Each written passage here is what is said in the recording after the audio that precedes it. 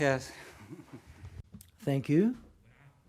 Hi, good afternoon, everyone, and welcome to another press conference of the 68th San Sebastian Film Festival. As you know, we have the great honor of having with us the D.A.S Award of this edition, who will be receiving it in a few hours' time, Mr. Viggo Mortensen. I'm not going to ask you for another round of applause, but he's here with us. You've already applauded. Take it for advantage breaking the ice and asking you a question which has to do with this D.A.S Award. I think it's the third time you're in the San Sebastian Film Festival. I remember you came to inauguration with David Cronenberg's Eastern Promises and producer of Jauja, of Lisandra Alonso on this occasion. Apart from the D.A.S Award, you've come here to present your film Falling, in which you're the leading actor, director, and screenplay writer, composer, and producer. So I'd like to know, how do you feel? How do I feel? A bit nervous, to tell you the truth. Well, let's see. On the one hand,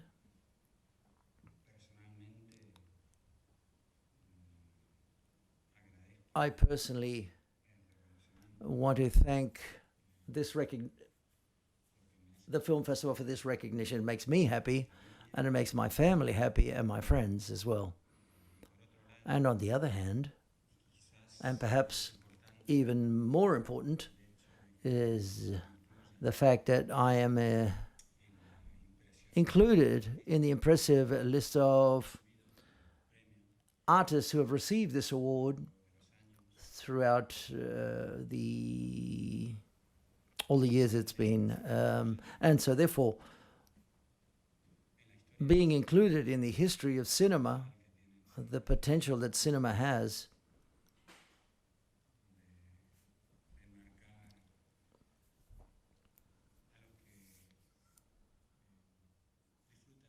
of marking those people that enjoy films in cinema and the promise of cinema. This makes me very happy that I'm considered part of this, and I want to thank all the team in the film festival for having thought of me and also for inviting me to show our film Falling. This makes me very happy. I had trouble sleeping last night because of two awards really for me. The truth, both of them are very, very big, and I'm very, very happy to be here.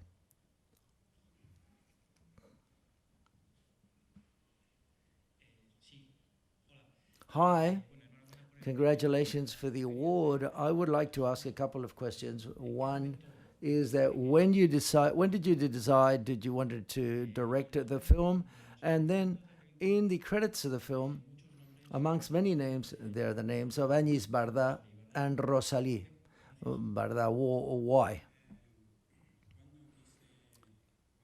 When did I want to tell stories in cinema? I imagine it started when I was more or less 3 years old, and my mother took me to the cinema or the film theater for the first time. And since then, I've been interested in some way, like many people in the audience, when a film works, forming part of a film, because when a film works, it includes you.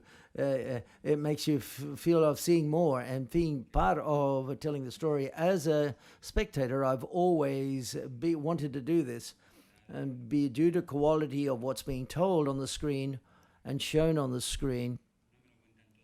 They'd tell me everything, but they give me sufficient for me to be interested in it, in the film. I feel that I form part of the cast and crew that made the film. That's what I've always thought that, and I imagine it started back then. The other question that you asked me was,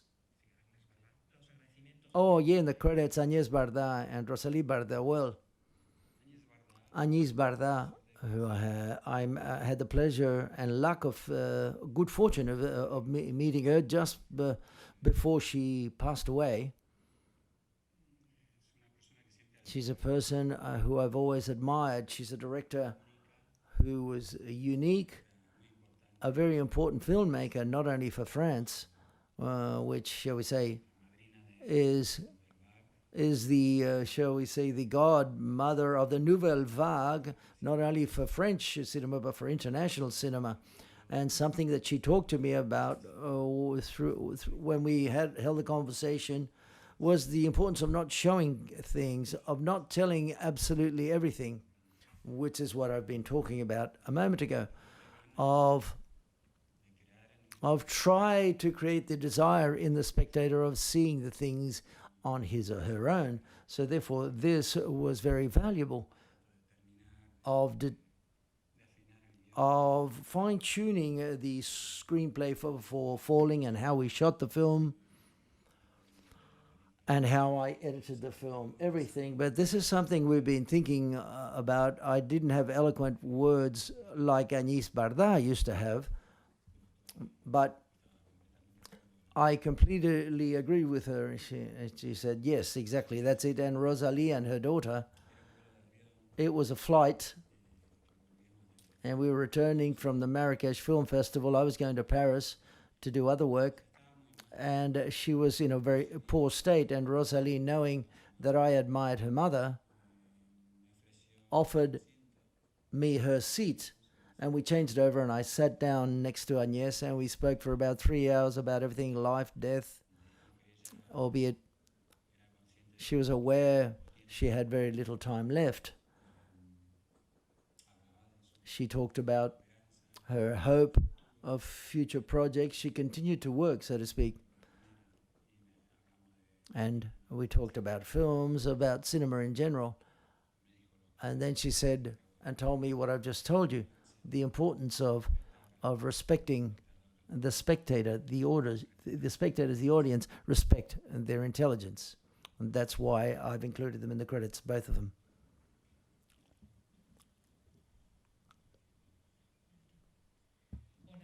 Hi, Vigo. Good afternoon. And twice-fold congratulations for the award for the film. And my question that I would like to ask you is whether it was difficult for you to come all this way to do what you wanted to do and how you want to do these things. Seeing it now with the perspective of receiving the Donostia Award. Well, to here, there, and wherever, I'm pretty hard-headed, so I'm going to make it somewhere my way, maybe, be it mistaken or not. I recognize that I've been very fortunate in my career for many years, and that is to say, I've been able to work with many important directors, scriptwriters, directors of photography, and I've had the good fortune of portraying characters, very good roles. I can't complain about anything, but sometimes luck, one has to prepare oneself. One has to be ready for a change of luck. If you get lucky, if you're not prepared, if you're not focused, you're not going to recognize the potential of something that may be possible, a story, an idea for a script, or a script which is different, strange, that perhaps if you're not thinking clearly and you're not prepared, you say, well, I don't understand this, I'm not going to do it. No, you read it, you think about it, you say, well, this might have something in it, let's see. But yes, you've got to be lucky, you've got opportunities have to come, but then you have to know how to recognize those opportunities. Hi. 2 quick questions. First of all, congratulations. Over here. Hi. 2 quick questions about 2 nods in the film, that is to say, the change from, how was the relationship with Cronenberg and changing now, being from actor and changing from actor to director, and then the name of the horse, is it a nod towards the Lord of the Rings? No, I didn't. I gave him the word Brie. That is the true. That Brie, that's the town in the Lord of the Rings. Oh, well, yes, I didn't realize that. No, not at all. I did it unconsciously, but because the horse's name is called Brie. Everything you see, everything you hear influences you. I wasn't aware of copying anyone or anything. Agnes Barda, nor Peter Jackson, nor Tolkien in the film Falling. But I'm aware, and I was aware of the fact that when I wrote the script and telling the story of the film, everything influenced me, what I've seen and what I've lived through. I loved everything, the entire process of until I put the film up on the screen. And the casting process was very important. And it was complicated because they could only be Canadians. I couldn't find kids in Ireland or the United States or whatever. They had to be from Canada, and the truth is, and local in the province of Ontario. And I went to look for these kids, and the complicated thing was you had to believe the 4-year, 10 and 16-year-old kid were all my character physically, as well as the character of my sister, who is Laura Linney, that the girls, you had to believe that physically, their evolution over time. And they have to be good actors. So therefore, we saw many of them, and I tried to do what quite often producers or in casting don't realize, is to try to treat everyone with respect. And the last candidates, those that didn't receive the roles, we'll call them up and say, well, they did a good job and I'm very sorry, you'll get it next time, but thanks for coming along. People don't do this. You don't even find out whether you don't get a role in general in this industry. If you don't get the role, there's absolute silence for many weeks, and then you read in the newspaper that the casting is going to be the actor, such and such an actor is going to play that role. You get used to all of that, and it seems to me that on the one hand, but the interacting with the kids was quite special.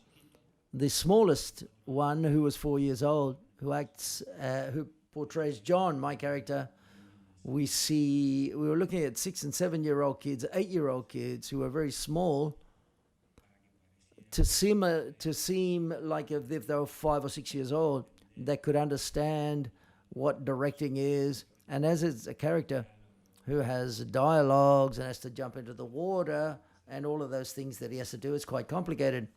So therefore, several kids came into the casting and several days looking at them, and they were all very good and very attractive, very interesting. And some looked like they could work in the role.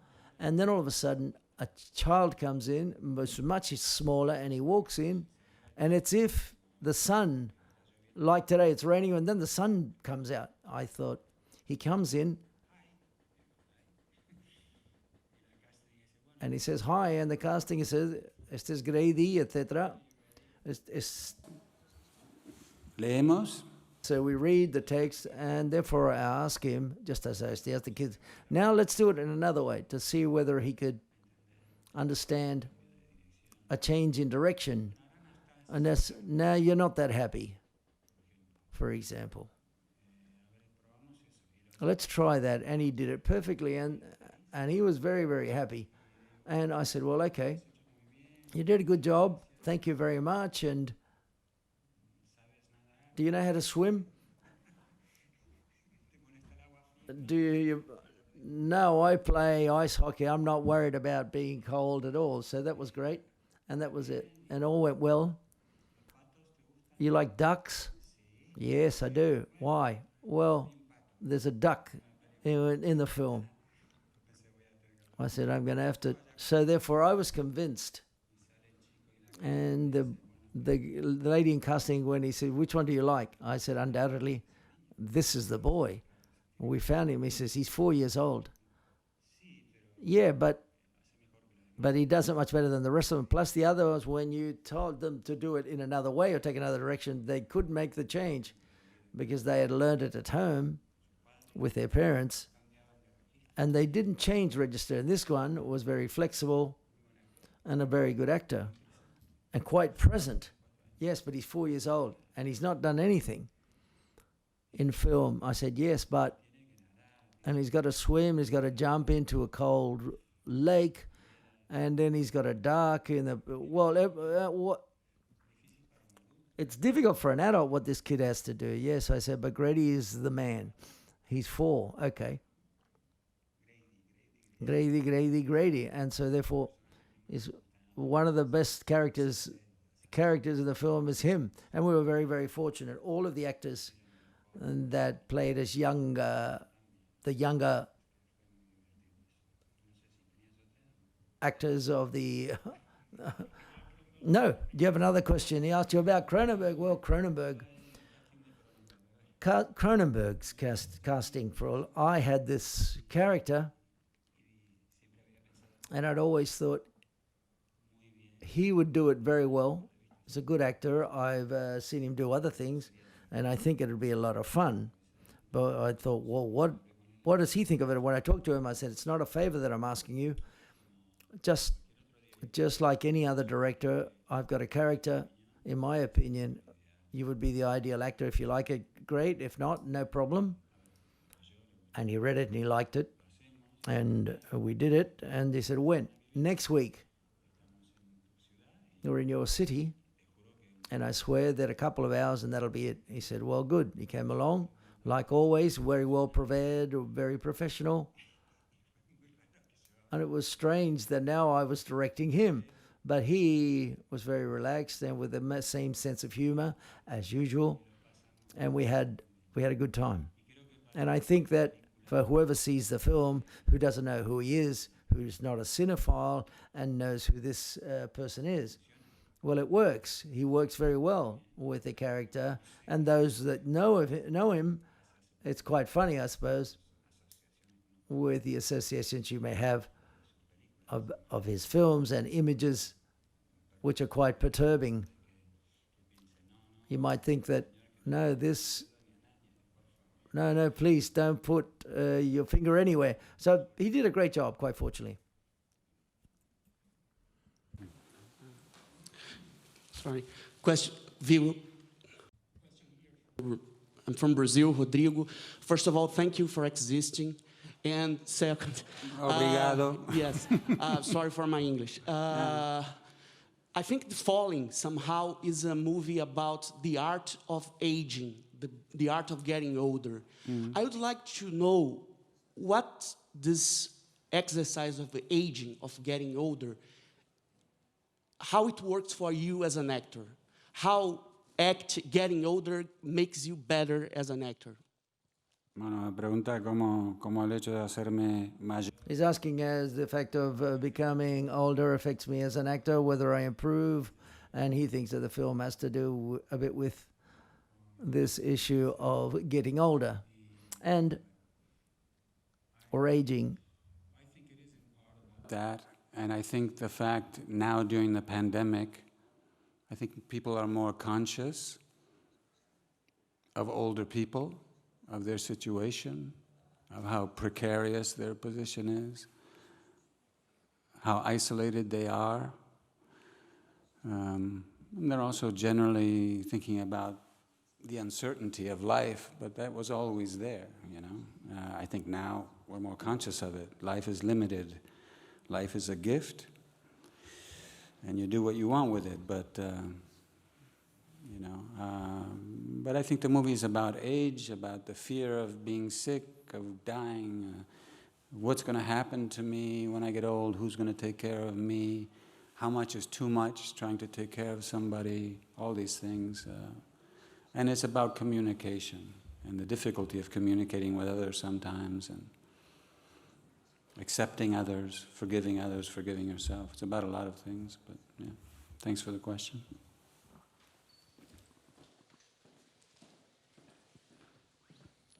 Bienvenido al... Welcome to the International Film Festival here in San Sebastian. Congratulations for your Donosti Award. A question. Since you had your first opportunity of participating in a film, you were in New York and you're called for a small appearance in Witness, and then jumping into stardom unquestionably, which was your character of Aragorn in The Lord of the Rings, followed by films that are noticeable, like, for example, Oceans of Fire, which I loved, or A Violent Story. Up until now that you're presenting here in the film festival, your first feature film in which you debut as a director as well as a screenplay writer. My question is, what, throughout this long journey, what has cinema taught you at a personal or professional level?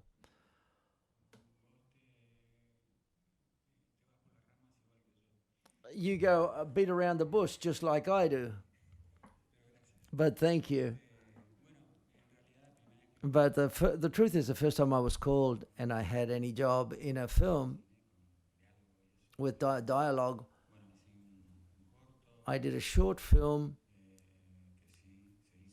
that was made and was watched and seen by the audience, a university student job. And then I played role in The Purple Rose of Cairo in Woody Allen and Swingsy by Jonathan Denny, with scenes and dialogue. And I didn't even appear in the film, neither in the credits. And I told my mother, who most taught me and was most concerned about what I did, so the film comes out on Friday, go and watch it, and so on and so forth. And she calls up, she says, "You're not even in the film. I saw it from top to bottom. I stayed there to the end, and I was thrown out of the cinema. Your name didn't appear in the credits, and neither your face." Sometimes this happens. No one had told me. And the next one, once again.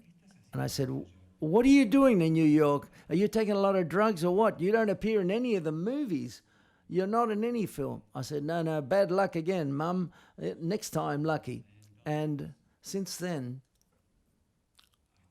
until now, well, I don't know any other life. My life is closely linked for the last 38 years to films and cinema, and to the desire and the wish of forming part, slowly but surely, and to continue to learn. And the truth is, I've never lost that curiosity. I've always been interested, and I continue to be interested, in the puzzle of how to put a script on the screen, what sacrifice has to be made, all of the creative people involved in a cast and a crew for it to work well. I've seen very good scripts with very good casts that on the screen are mediocre, or films are mediocre because that collective job work is not done, preparation and during the shooting of the film. I've also seen scripts that are more or less so-and-so, that perhaps promised a little bit, but nothing special, end up being very good films due to the collective effort. So therefore, that is what I continue to learn about.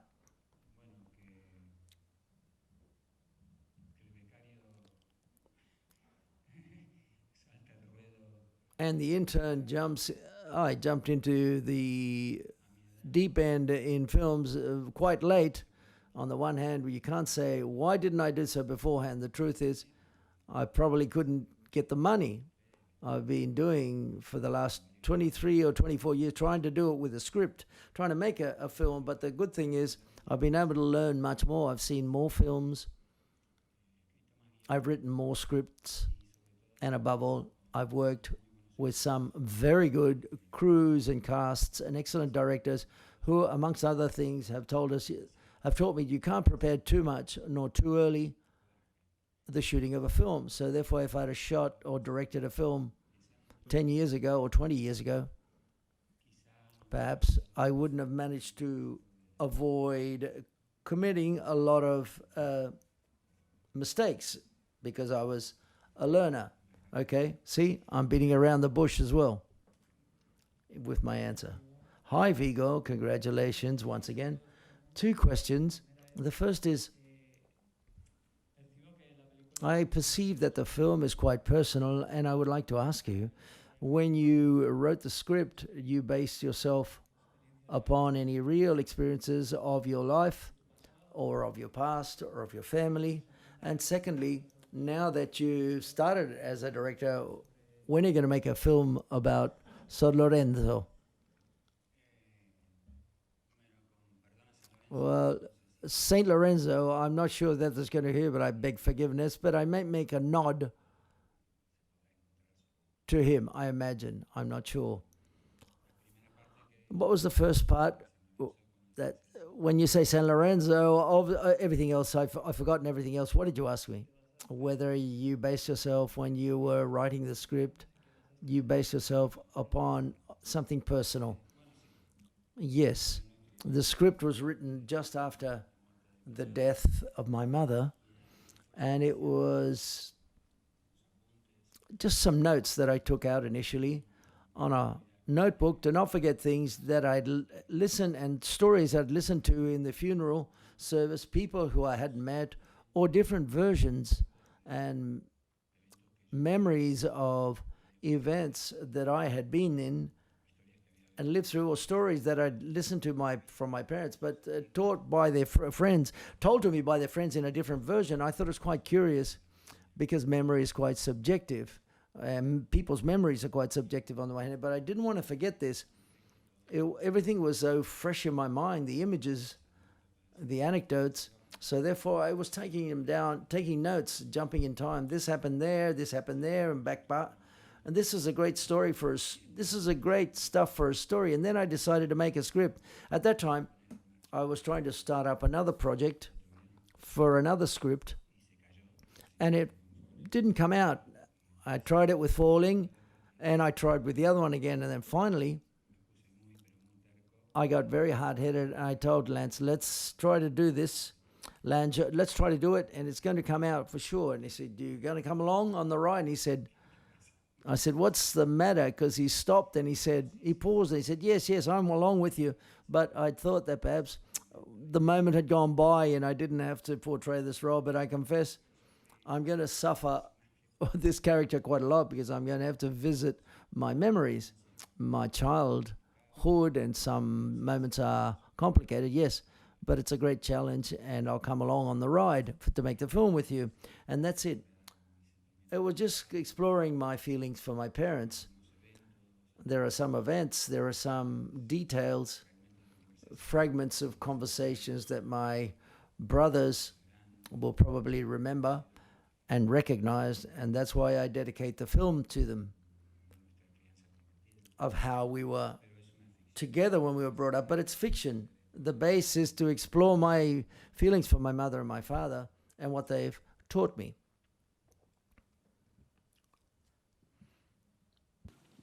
Hola, buenas. Hi, Vigo. First of all, thank you very much for being here, and thank you for the majority of the people from my generation. For us, you've been Aragon, and you've been a hero of our childhood. And my question is linked to The Lord of the Rings, because in the credits of the film, Peter Jackson appears. And how did he influence you, perhaps, as an actor or as a director for this film? If anything from your experience directing may stem from Peter Jackson. Well, Peter Jackson, I included him in the credits because that shoot was for everyone, even for the crew and cast were practically, all of them were from that country, and at that time, that country had a history of cinema, but not making films like that. And perhaps anywhere in the world, in no place in the world can a director confronted so many challenges. And he solved all of the problems, all of the obstacles, first with 1 unit, 2 units that was shooting at the same time, and sometimes with 7 units, and him communicating with them all and directing logistic problems. It was like a cinema school, film school. We shot for a year and a half, and then we filmed some things later on, additional scenes, and it was incredible to see how that crew and cast of learners turned into experts in many, many things. So therefore, it's the New Zealand spirit that, yes, we can, is quite typical in New Zealand, I imagine, because it's an island, and it's an isolated population for many years, and they've had to solve their own problems in their own way. And this was the case. Peter Jackson didn't stop, thank you, didn't stop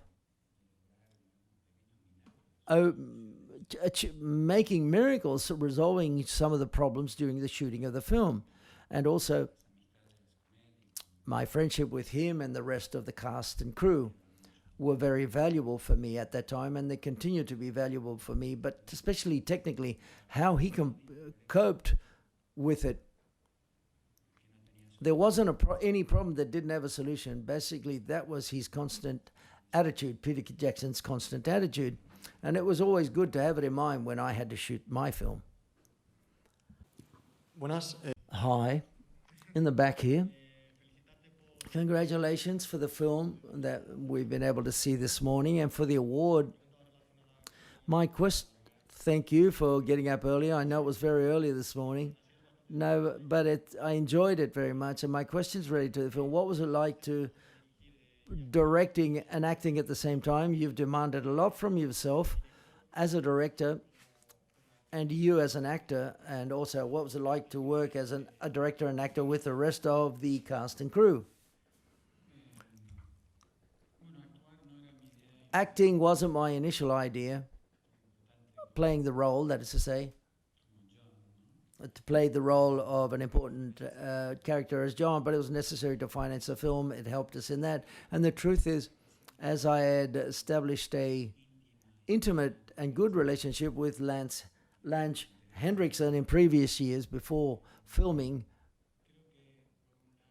I think on the one hand, as it was an important challenge for him, and he was slightly nervous, I imagine, as he put his trust in me, that we had a good friendship, he felt safer to have me there, and I think I helped him in that a little. And the truth is, as we prepared things so well, with way beforehand, I already knew what we were going to do with the DOP, with the art direction. So therefore, I was a bit more tired, but I could pay attention to what was going on. And I put my trust in my cast and crew when I was acting or portraying my role. And so therefore, the great thing was to have the best cinema seat in the world to see the development of the impressive performance of Lange Henriksen, who I must say, what he's done is very, very complex and courageous.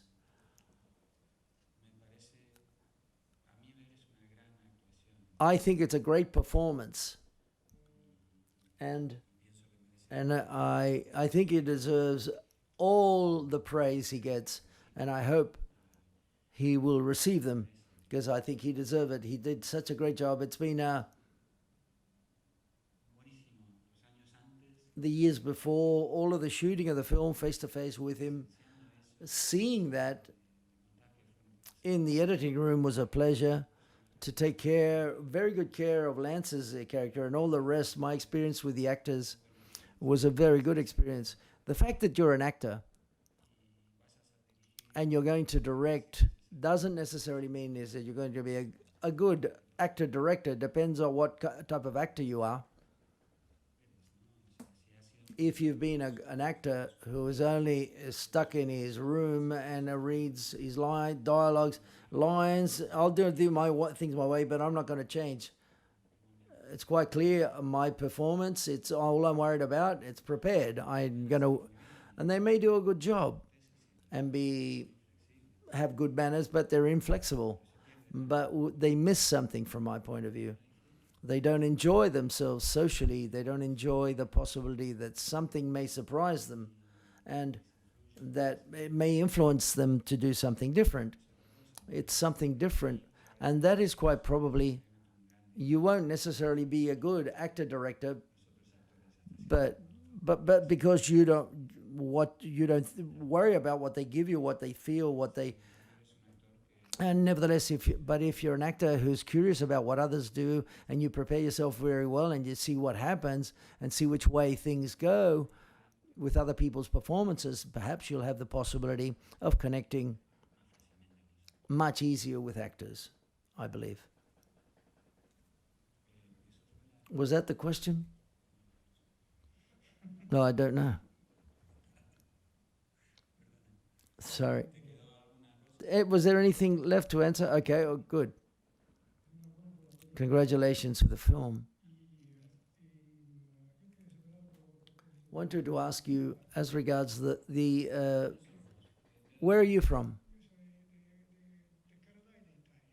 Canada and Italy. And Italy. Okay, good.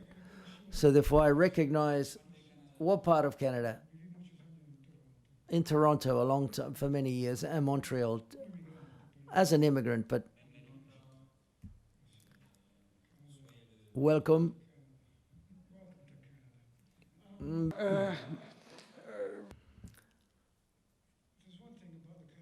Father.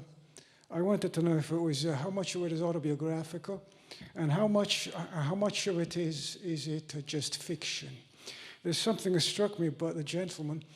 He's a bit like a caricature of a generation, right? You know, the Anglo-Cold warrior who clings to his old values, and has a hard time adapting to a changing world, right? And it's an interesting character, and a character with which, you know, the contemporary North American society is struggling with. So I wanted to know how much of that is you, how much of that is actually something you live through, and how much of that is in fact just a fictional character, metaphorical. Okay. Okay. Am I just? If I answer you in Spanish, will you understand? Okay, for the courtesy to the rest. Le voy a responder en español. I'm going to answer in Spanish because he understands Spanish. He was asking me, and he was just saying that in his opinion, the character of the father or the grandparent, the patriarch, who's hard-headed and hot-headed and always complaining, he was, to a certain extent, a caricature, which is the word he used, of being a man of a certain generation. I don't agree immediately that he's not a caricature, and that's why Lance Hendrickson that's the merit he has, and I'm not going to give me the merit to what I wrote as a character, but it's not written as a caricature, and he improved what I could ever dream about. It's not a character at all. It is true. It's representative of a certain generation that includes my father. My father was American. He was American and Danish, and he was brought up through the World Depression, German occupation in Denmark, country folk, 5 brothers, all of that generation of men, and even the customs, the family model where the father ruled and governed, he was the patriarch, affected how my father was with us and with my mother and with his other 2 wives.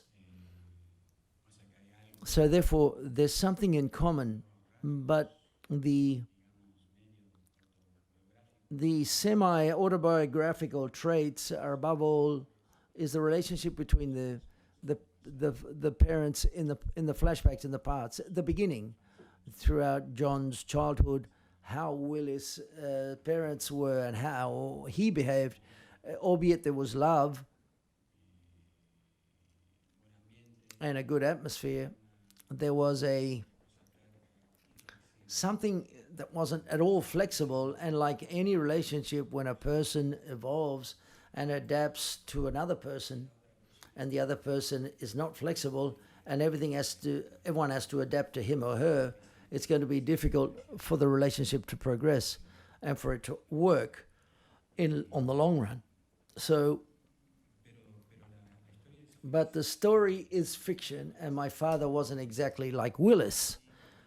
He did have something from that generation, that lack of tolerance and a certain resistance to progress in the family models, to the role of a man, the concepts of masculinity, the place that a woman should be in or portray. For example, the fact that Willis Instead of thinking, oh, well, that's great, he's interested in drawing or classical music, or he wants to go out with his friends, but he doesn't see that as anything good. He sees that as a threat. He takes it personally. And that's how I believe we can understand that all of his bitterness and his resent has to do with a certain insecurity, resisting to everything that's new because he sees it as a personal attack, albeit it's not. And that's the case. That occurs with many people when they get older. And the truth is, with that generation, it was difficult for some men, especially women as well, but especially for the patriarchs. It's been difficult for them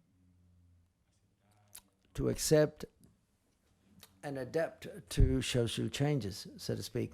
And I think that all of that is clearly reflected by Lance Henriksen's performance, which me has been a gift that he has provided in his portrayal of that character. Hi.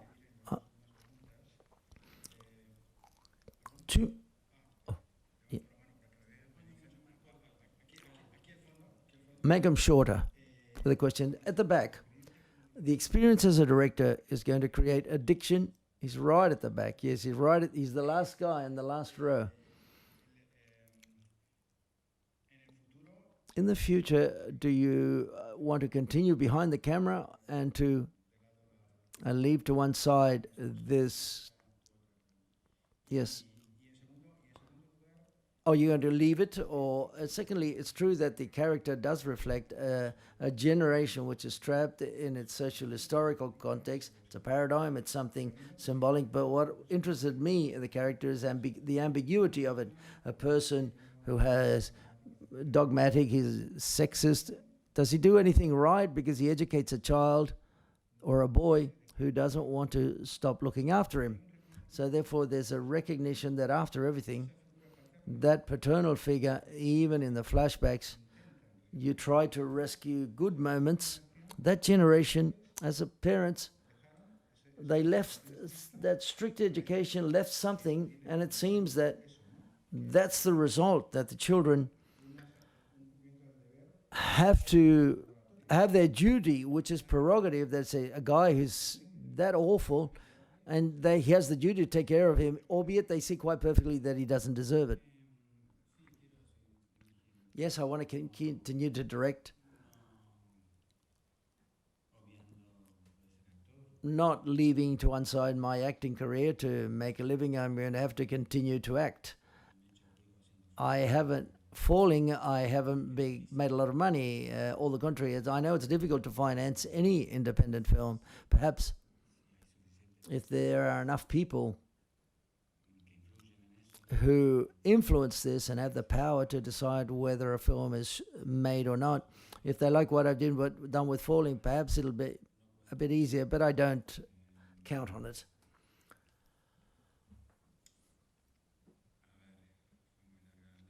The question was very long, and I had good answers while you were asking the question, but the father,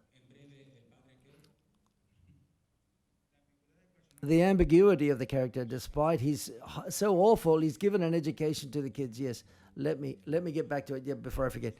He did something right. The father, you mean? He did something. I think the mother did something right. For me, the mother is the conscience and the moral axis, shall we say, of the film, or backbone of the film.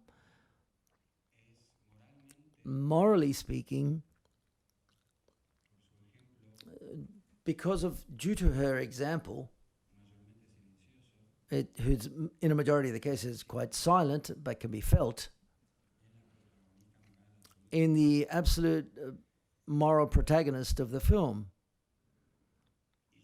And I think that the things that he does that have to do with empathy, compassion, he does them despite the father's example in general. It is true that the father have moments that he surprises you, but for example, a person is not only one thing. I don't like to fit people into one compartment. I like people to be like real life. People are complex, contradictory. It is true that the father has moments, and supposedly there have been other moments of tenderness and of paying attention to his children, even to his wife. But these aren't too frequent. So therefore, yes, for me, that was the issue. And what else were you saying about the father? Excuse me, I don't want to forget the mother. No, you've answered it better than what I thought, because the role of the mother I'd left to one side. And this brings me to the final scene. The final scene, it's protagonized, it's portrayed by the mother, and the son's there, for example. That's also good. He did something right. If a man or a woman manage in one way or another for someone to look into their eyes and say, I'm happy, something you did something right, even if it was just once in your life. But don't write that down, because this spoils the film for everyone. But nevertheless, he did something right. This man did something right, and there is a moment in the film where one realizes this perhaps more than once. It's another thing that, for example,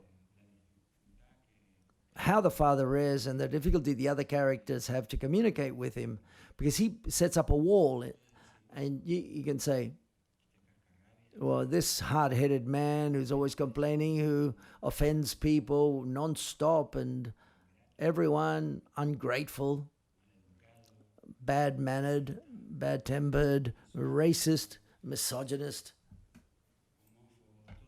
a homophobic, all the worst things that of in a person, he's got him. Why even talk to him? Because a young audience says, I'm never going to talk to this person. I'll just cut off my relationship with him and leave.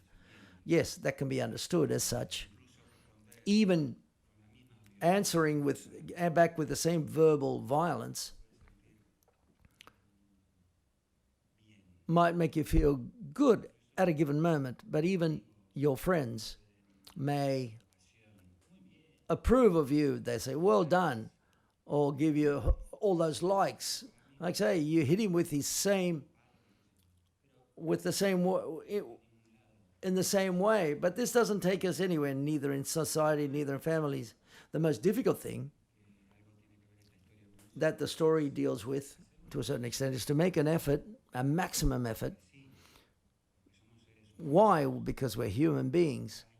To try communicate, to be so hard-headed in trying to communicate with them, because at the same time they're hard-headed and not communicating with us. There's an empathy there, there's a contact, there's empathy, as I was saying, of contact, of friendship. Perhaps nothing will happen, but I'm sure that if we cut off the relationship and we throw him out into the street, nothing is going to improve. And the same thing happens in society. At present, it's not why I wanted to tell this story, because you can see the family unfolding as a reflection or a microcosm of what happens in the society in the United States, but also in Spain, because of the polarization social politically, and that's been for many years, because that has gotten worse during the pandemic.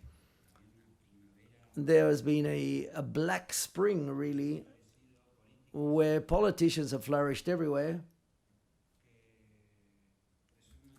that presume of having a double role as a fire brigade and also as arsonists. So they put up fires and they say, get out of the way, ladies and gentlemen, I'm the only person that can put out this fire. And plus, who set this fire? It's that clear cut, and this is happening everywhere. And then, and I'm not talking right or left, then there are people who answer by saying, with easy repost, which is damaging, and the other people clap their hands. It's like a table tennis match that goes nowhere. We have to be much greater than that in all senses. and it's a personal choice. It's each person and each family forms what we call the current society. That changes. It has the potential for good and for evil. It may get worse. We may have political leaders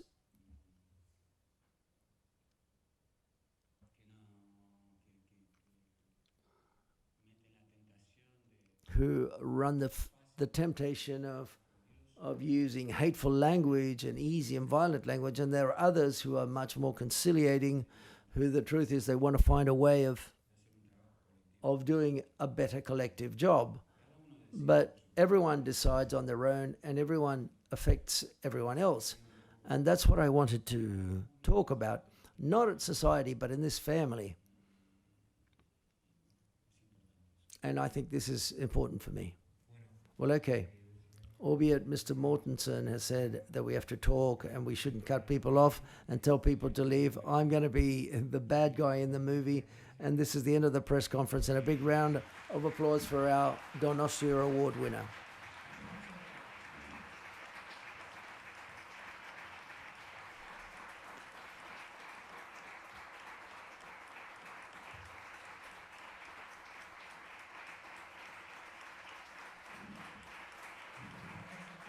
Thank you to everyone. And thank you to the festival for making everything, doing everything possible for the San Sebastian Film Festival to exist in 2020, so that we can show our films, of course, and to share them with an audience, with you, and that you've come, all of you have come here. We're all making a small effort not to deny what's happening here throughout the world, but to say, well, okay, but let's keep forging ahead. There's still hope. Let's be optimistic. Let's not give in and surrender. And I think that's the right way to go. So big applause for all of you.